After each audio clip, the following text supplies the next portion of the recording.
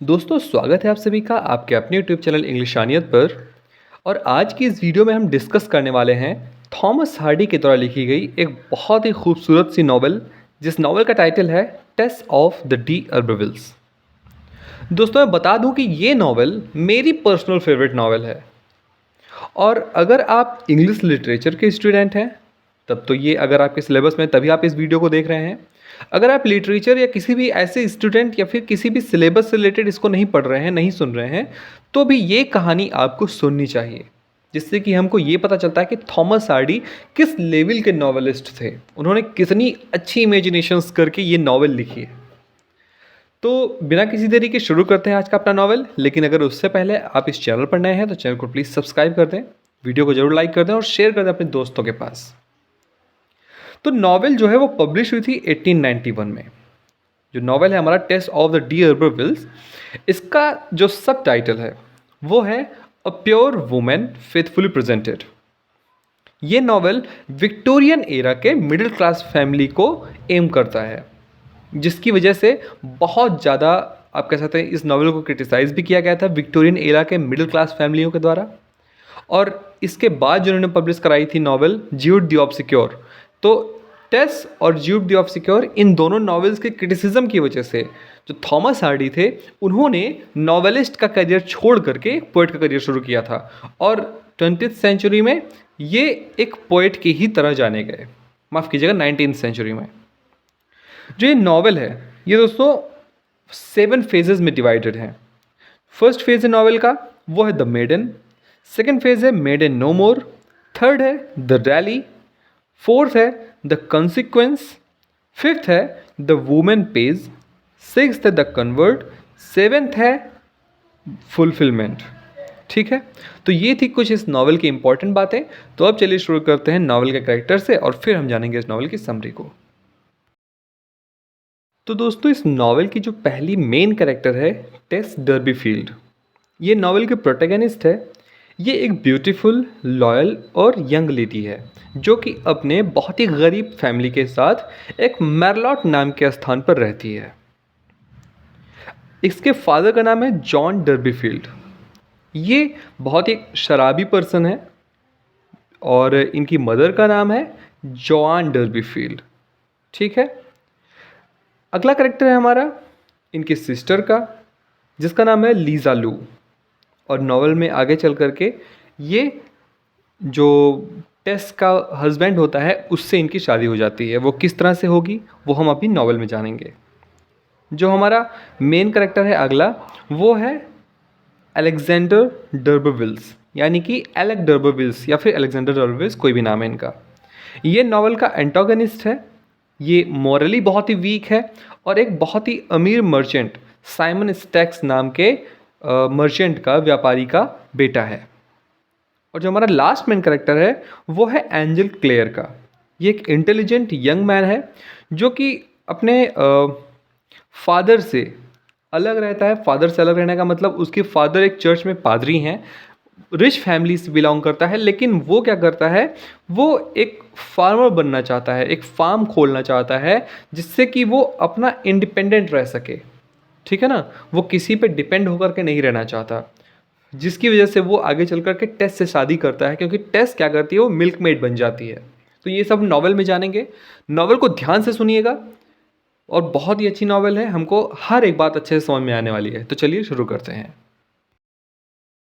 तो दोस्तों समरी की शुरुआत होती है फर्स्ट फेज से नॉवल के, जिसका नाम है द मेडन। जो टेस डर्बीफील्ड होती है वो एक कंट्री गर्ल होती है, यानी कि गांव की लड़की होती है जिसकी उम्र 16 साल है। उसके फादर का नाम जॉन डर्बीफील्ड और उसकी मदर का नाम जोआन होता है।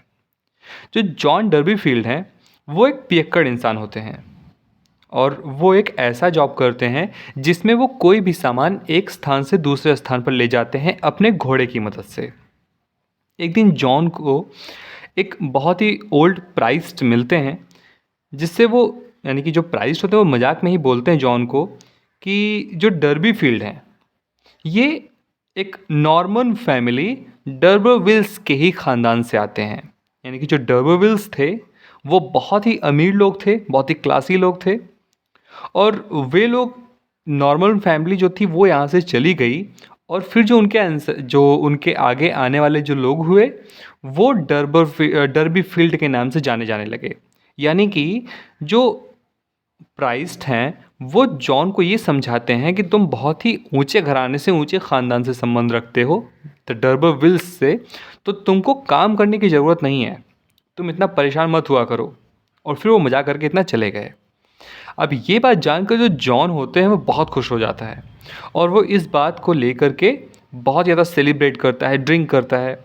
और ड्रंक होने की वजह से जो जॉन है वो काम नहीं करता, यानी कि अपने घोड़े से सामान को एक जगह से दूसरी जगह ले जाने का जो काम वो करता था वो नहीं करता।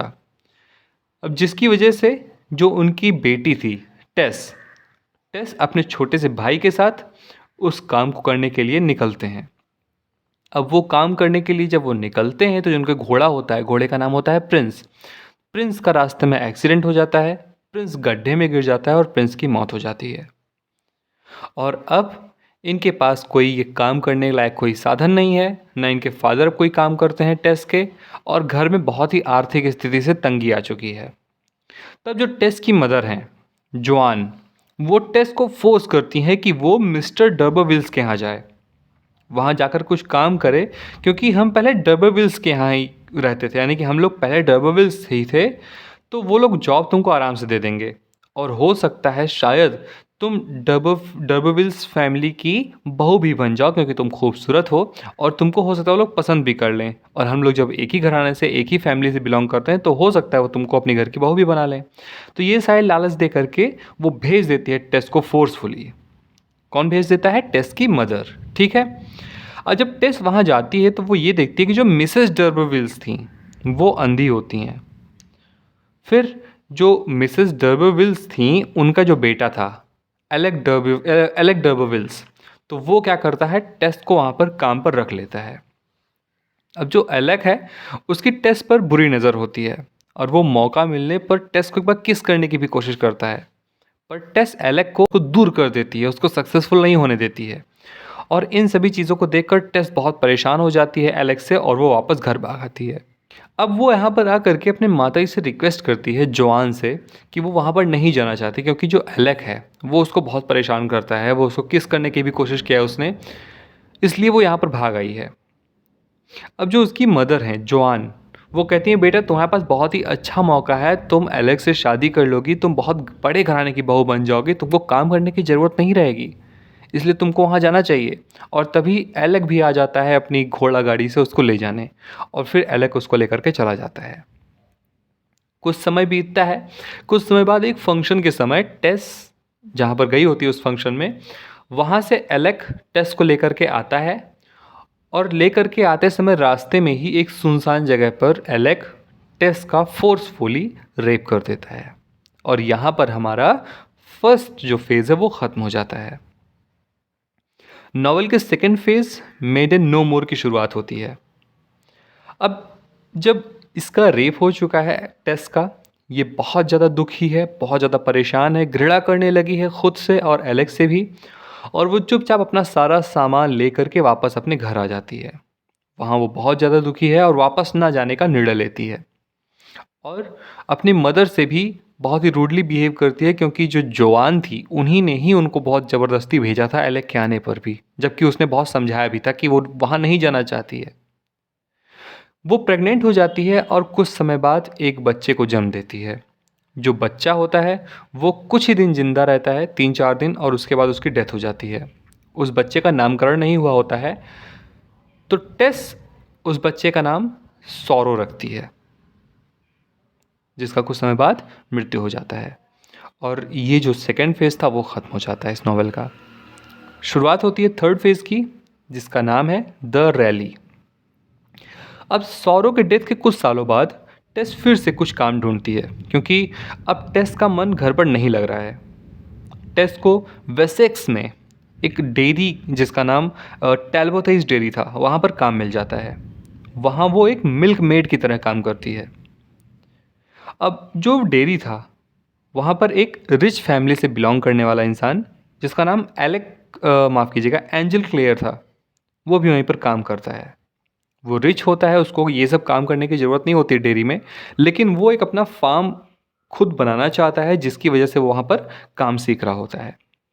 अब उस डेयरी पर कुछ और लड़कियां थीं 2-3 जो कि एंजल को बहुत लाइक करती थीं, लेकिन एंजल किसी को भी नहीं पसंद करता था, लेकिन वो टेस को बहुत पसंद करने लगा था।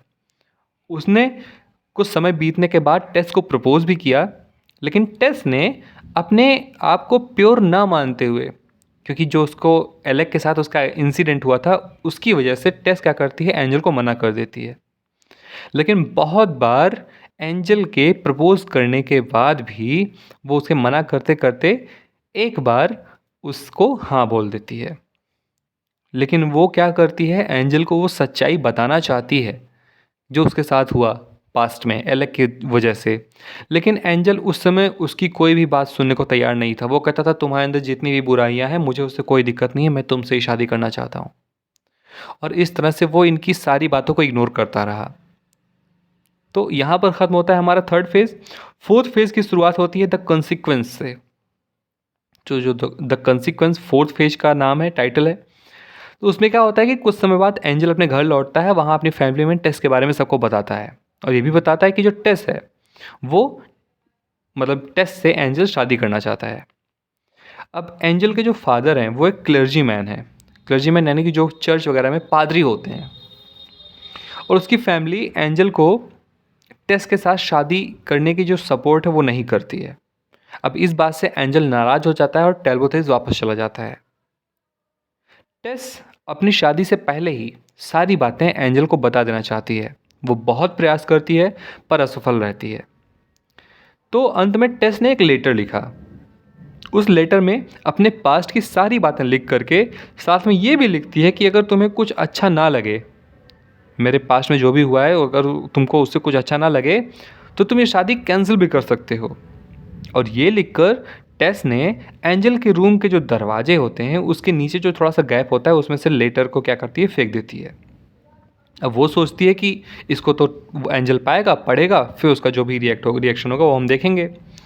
लेकिन इस फेज़ का नाम कॉन्सिक्वेंस इसीलिए है क्योंकि इसमें एक ऐसा कॉन्सिक्वेंस आ जाता है, ऐसा परिस्थिति हो जाती है कि जो लेटर है वो उसके रूम में कारपेट पड़ा होता है, उसके नीचे चला जाता है और एंजल को लेटर नहीं मिलता। अब टेस को लगता है एंजल ने लेटर पढ़ लिया होगा, एंजल को कोई लेटर मिलता ही नहीं है। अब एंजल अगले दिन नॉर्मल बिहेव करता है टेस से, उससे मिलता है, बातें करता है। अब टेस को ये लगता है कि एंजल को मेरे पास्ट से कोई भी परेशानी नहीं है, और फिर दोनों खुशी खुशी शादी कर लेते हैं। हालांकि टेस ने ये बात अपने घर पे बताई थी कि एंजल नाम का एक बंदा है जो मुझसे प्यार करता है, शादी करना चाहता है, लेकिन उसकी माँ ने कहा था टेस से कि कुछ भी पता ना चलना चाहिए, वरना वो लोग शादी कैंसिल कर देंगे और तुम्हारी शादी नहीं हो पाएगी। लेकिन फिर भी टेस ने सारी चीज़ें ना मानते हुए अपने आप को प्योर दिखाया, अपने आप को प्योर रखा, अपने आप को हमेशा सच्चा रखा। लेकिन फिर भी कॉन्सिक्वेंस इसीलिए हुआ क्योंकि एंजल इसी वजह से वो चीज़ नहीं जान पाया। अब शादी की रात क्या हुआ, एंजल टेस से बताता है, एंजल क्लेयर, कि उसका कॉलेज टाइम में एक ओल्डर वुमेन से अफेयर था।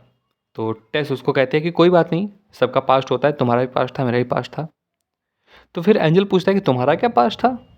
टेस बताती है कि मैंने लेटर में दिया तो था कि एलेक नाम का एक बंदा था जिसने धोखे से मेरा रेप कर दिया था और मैं प्रेग्नेंट हो गई थी, और एक सौरव नाम का बच्चा हुआ था, और ये सारी चीज़ें। और फिर उसके बाद जब मैं बहुत हार गई तब फिर मैं यहाँ पर आकर काम करने लगी। तो ये सारी चीज़ें, और यहाँ पर ख़त्म हो जाता है फोर्थ फेज़।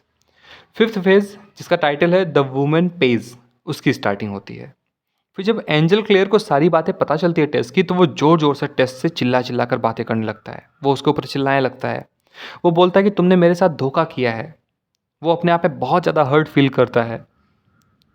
अब रात बीतती है और अगले दिन वे दोनों कपल अलग हो जाते हैं। अब एंजल अपनी फैमिली से बातें करके कुछ रुपए मंथली फंड के रूप में टेस को देने को कहकर ब्राज़ील चला जाता है, और टेस मजबूरी में अपने घर वापस चली जाती है। अब टेस का जीवन जो है वो एंजल के भेजे हुए फंड से नहीं चल पा रहा था, इसलिए टेस मजबूरी में अब खेतों में जा जाकर काम करने लगी, और यहाँ पर ख़त्म हो जाता है फिफ्थ फेज़। जो सिक्स्थ फेज़ है द कन्वर्ट, उसकी स्टार्टिंग होती है। तो सिक्स्थ फेज़ में ये होता है कि अब जो एलेक था वो फिर से टेस का पीछा करना शुरू कर देता है। हालांकि एलेक को पता होता है कि टेस ने शादी कर लिया है, वो शादीशुदा है, लेकिन फिर भी अपने लस्टी थॉट्स से वो ऐसा सब कुछ करता है। एलेक के एक दो बार अप्रोच करने पर भी जो टेस है वो सीधा मना कर देती है। टेस को अपनी छोटी सिस्टर लिजालू से पता चलता है कि उसके पेरेंट्स की तबीयत ठीक नहीं है। टेस ट्राई करती है उनका ट्रीटमेंट कराने का, पर जो माँ है टेस की, जोआन, वही ठीक हो पाती हैं और जो पिता हैं जॉन, उनकी डेथ हो जाती है। और आगे टेस को ये पता चलता है कि जिस घर में वो लोग रह रहे थे, यानी जॉन जिस घर में रहता था उसके फैमिली के साथ, वो घर लीज पे था। तो अब टेस को मजबूरी में अपनी सिस्टर लिजालू और अपने मदर जोआन के साथ में वो घर छोड़ना पड़ जाता है। अब वो बेचारी, क्योंकि उसके पास उतने पैसे भी नहीं थे कि वो दूसरा घर लीज पर ले सके या दूसरा घर बना सके, उसके पास अब कोई ठिकाना नहीं होता है। तो अब टेस इधर उधर भटकती रहती है, क्योंकि उसके पास अब ना कोई जगह होता है, ना कोई रहने का स्थान होता है। मौके का फ़ायदा उठाने के लिए एलेक क्या करता है, टेस से मिलता है और उसे कहता है कि तुम्हारा हस्बैंड अब नहीं लौटेगा, तुम मेरे साथ चल के रहो, मैं तुम्हारी फैमिली को डबरविल ई स्टेट में घर दिलवा दूंगा। लेकिन टेस जो है वो एलेक को सीधा मना कर देती है। और दूसरी तरफ एंजल जो है, वो उसका जो फार्मिंग वेंचर था वो सही नहीं चलता है और टेस के साथ किए हुए बर्ताव पर उसको बहुत पछतावा होता है। वो सोचता है, वो समझता है ये बात कि पास्ट सबका होता है, उसने भी गलत किया था, टेस के साथ भी गलत हुआ, टेस ने जानबूझकर कुछ गलत नहीं किया, फिर उसने जो भी किया टेस के साथ वो अच्छा नहीं किया। और इन सभी पछतावे के साथ वो डिसाइड करता है कि वो इंग्लैंड वापस आ करके टेस से मिलेगा, उसको अपने साथ रखेगा अच्छे से। और यहाँ पर जो हमारा 6th फेज़ है वो ख़त्म हो जाता है। 7th फेज़ और फाइनल फेज़ की स्टार्टिंग होती है, जिसका टाइटल है फुलफिलमेंट। उसमें क्या होता है कि बहुत समय तक परेशान होने के बाद भी जब टेस एकदम से हार गई, तो अपनी फैमिली को अच्छे से रखने के लिए उसने एलेक की शर्त को मान लिया और एलेक के साथ एक सैंडबर्ड नाम की जगह पर, एक सी साइड पर एक रिजॉर्ट था, वहाँ पर एलेक उसको अपने साथ लेकर के चला गया। अब एलेक वहाँ पर जा कर के अपना, उसने जो भी उसका थॉट्स था, डर्टी थॉट्स थे, लस्टी थॉट्स थे, उसको उसने पूरा किया और वो अपने साथ रखने लगा उसको, टेस को। दूसरी तरफ जो एंजल है, उसने बहुत ढूंढा टेस को और बाद में पता चला कि वो कहाँ पर रहती है इस समय। और वो जब आकर के देखता है तो देखता है कि टेस जो है वो सज धज के एक रिजॉर्ट के सीढ़ियों पर बैठी है। अब एंजल को लगा कि मेरे छोड़े जाने की वजह से बहुत परेशान हो गई होगी टेस और उसने मजबूरी में एलेक्स से शादी कर ली और वो उदास होकर के घर वापस जाने लगा। लेकिन तभी टेस की नज़र एंजल पर पड़ी। टेस को तो एक नई उम्मीद जैसे मिल गई एंजल को देख करके।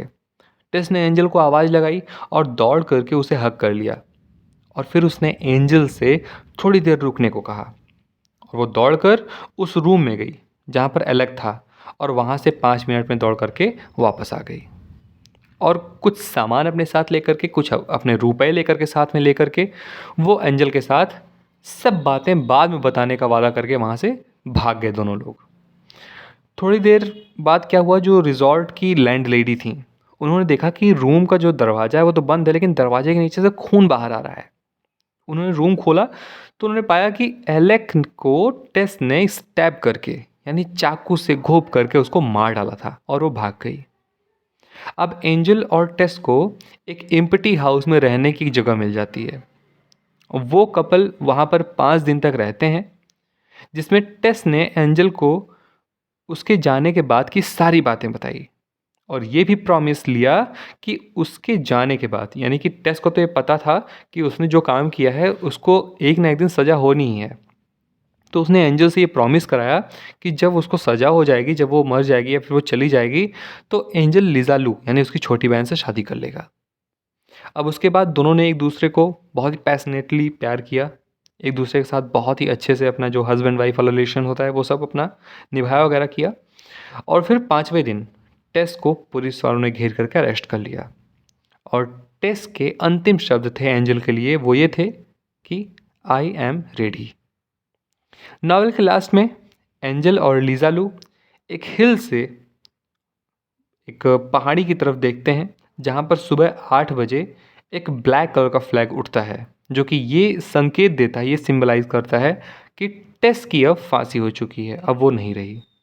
और एंजल और लिजालू एक दूसरे के साथ में एक दूसरे का हाथ पकड़ के चले जाते हैं और यहाँ पर हमारा नॉवेल ख़त्म हो जाता है। तो दोस्तों, आशा करता हूँ कि ये कहानी आपको पसंद आई होगी। अगर आपको कहानी अच्छी लगी तो आप प्लीज़ दोस्तों के साथ इस वीडियो को शेयर करें। अगर आपको कोई सजेशन देना है तो आप सजेशन कमेंट बॉक्स में दे सकते हैं। मैं ट्राई करूँगा अप्लाई करने का वो आपकी जो भी सजेशंस होंगे। मिलते हैं अगले वीडियो में एक नए से टॉपिक के साथ। तब तक के लिए अपना ख्याल रखिए। धन्यवाद।